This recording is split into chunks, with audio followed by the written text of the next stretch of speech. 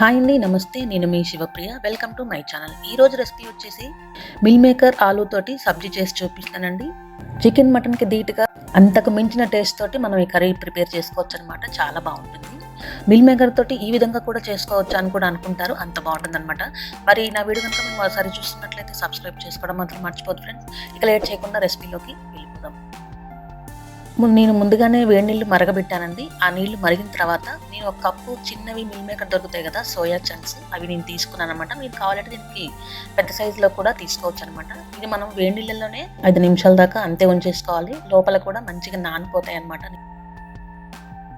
తర్వాత ఒక బౌల్ తీసుకుందామండి. అందులో ఒక 2 to 3 టేబుల్ స్పూన్స్ పెరుగు వేసుకుందాం, కొంచెం పసుపు, అదేవిధంగా కొంచెం కారం, అదేవిధంగా ఒక 1/2 స్పూన్ దాకా గరం మసాలా వేస్తానండి. ఇవన్నీ బాగా కలిసిపోయినట్టు బాగా మిక్స్ చేసుకున్నాము. ఇప్పుడు ఇందులో మనము నానబెట్టుకున్న మీల్ మేకర్ని, నానబెట్టుకున్న సోయా చంక్స్ని ఇందులో వేసేసుకోవాలి. మనం కలుపుకున్న మసాలాలన్నీ వీటికి బాగా పట్టేటట్టు బాగా మిక్స్ చేసుకున్న తర్వాత, ఇది మనకు మ్యారినేట్ చేసుకోవడం వల్ల టేస్ట్ అనేది చాలా బాగా వస్తుందన్నమాట. ఇందులో మనము రుచికి సరిపడు సాల్ట్ వేసేసుకొని బాగా మిక్స్ చేసుకుందాం. మనం ఉప్పు ముందుగానే వేస్తే వాటర్ క్వాంటిటీ ఎక్కువైపోతుంది అనమాట. అందుకే మనం ఉప్పు తర్వాత వేసాము. తర్వాత బాగా మిక్స్ చేసుకున్న తర్వాత దీన్ని ఒక 10 నిమిషాలు పక్కన పెట్టుకుందాము. ఇవి నానేలోపు మనం గ్రేవీని తయారు చేసుకుందాము.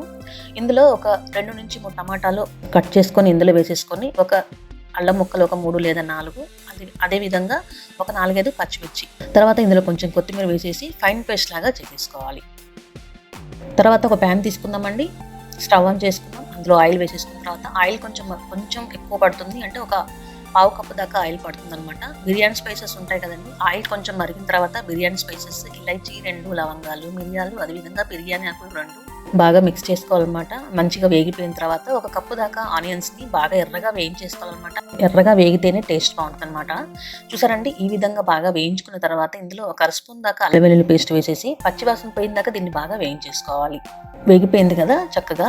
ఇలా వేగిపోయిన తర్వాత ఇందులో మనము ఇందాక ఫైన్ పేస్ట్ చేసేసుకున్నాం కదండి, పచ్చిమిరపకాయలని టమాటా పేస్ట్ చేసేసుకున్నాం కదా, అది ఇందులో వేసేసి ఇది ఆయిల్ పైకి తేలిన దాకా దీన్ని బాగా వేయించేసుకోవాలన్నమాట. చూసారండి, ఈ విధంగా ఆయిల్ అనేది పైకి తేలిన తర్వాత అందులో కొంచెం పసుపు, ఇందాక మనం ఉప్పు వేసుకున్నాం కాబట్టి ఇప్పుడు కొంచెం చూసుకొని వేసుకోవాలి. ఉప్పు వేసేసుకున్న తర్వాత బాగా మిక్స్ చేసుకోవాలి.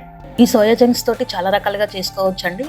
మన హెల్త్కి కూడా చాలా మంచిది. మనం గోధుమ పిండితో తయారైతే కాబట్టి చాలా మంచిగా చేసేసుకోవచ్చు. హెల్త్కి కూడా చాలా మంచిది అనమాట. చూసారండి, ఆయిల్ అనేది పైకి తేలిన దాకా వేయించేసుకున్నాం కదా, కమ్మక ఘాటుగా భలే వాసన వస్తుందండి. ఒక టీ గ్లాస్ అన్ని వాటర్ పోసుకొని బాగా మిక్స్ చేసుకొని దీన్ని కుక్ చేసుకోవాలన్నమాట. అయితే నేను వీడియో చెప్తుంటాను కదండి, లైక్ చేయండి, షేర్ చేయండి, సబ్స్క్రైబ్ చేయండి అని. అలా ఎందుకు చెప్తానంటే, మీరు లైక్ చేయడం వల్ల నా వీడియో అనేది మరికొంతమందికి షేర్ అవుతుంది. దయచేసి మీరు కూడా లైక్ చేసి కామెంట్ చేస్తారు కదా.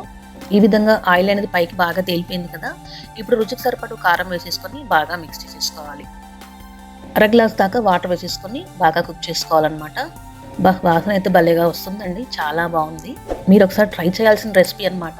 మనం ఎప్పుడూ ఏదో రకంగా అన్ని రకాలుగా చేస్తూ ఉంటాం కదా, మనకు రైస్లో కానీ, రోటీలో కానీ, చపాతీలో కానీ టేస్ట్ చాలా బాగుంటుంది.